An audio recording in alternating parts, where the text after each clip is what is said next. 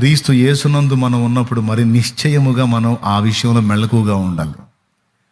అదే నీకు ఒకవేళ అలా ఎవరన్నా పాపం తేడా పడితే, ఒక దేవుని బిడ్డగా నువ్వు ఉండి, అయ్యా నేను ఇచ్చింది 50 రూపాయలు, నువ్వు నాకు 450 ఇచ్చావు, 500 చిల్లర ఇచ్చావు, ఇదిగో తీసుకొని నువ్వు ఇచ్చినప్పుడు ఆ మనిషి ఎంత సంతోషపడతాడో తర్వాత సంగతి, కానీ ఆకాశమందుండి చూచుచున్నవాడు సంతోషపడతాడు.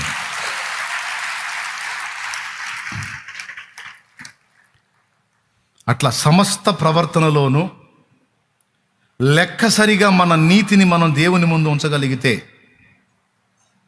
మన నీతికి తగినట్టుగా మన నివాస స్థలములను వర్ధిల్లజేసి ఆయన తప్పనిసరిగా మనకు తన హస్తం తోడుగా ఉంచి ఆశీర్వదిస్తాడని దేవుని వాక్యం చెప్పింది.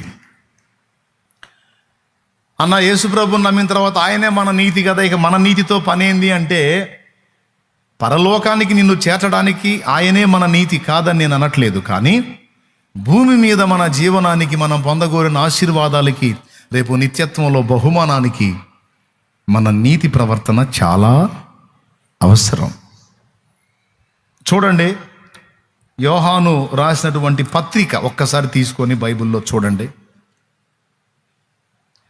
యోహాను రాసినటువంటి పత్రిక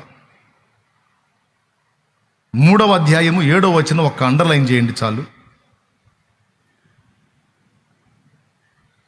చిన్నపిల్లలారా, ఎవరిని మిమ్మను మోసపరచనీయకుడి.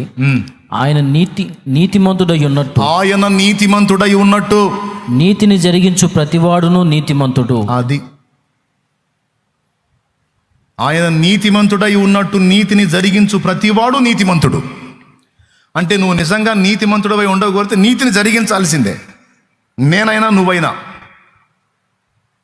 ఆ నీతిని జరిగించడానికి, నీతి కలిగి బతకడానికి మన వంతు కష్టం మనం చెయ్యాలి, మన వంతు ప్రయాసం మనం పడాలి.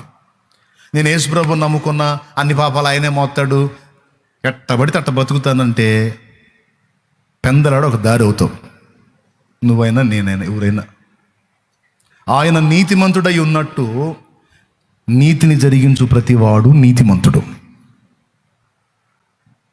నిజంగా మనం తిరిగి జన్మిస్తే తప్పనిసరిగా మనం ఆ నీతి ప్రవర్తనను కలిగి ఆ సత్క్రియలను చేయుట యందు మనం ఆసక్తి కలిగి ఉండాలి.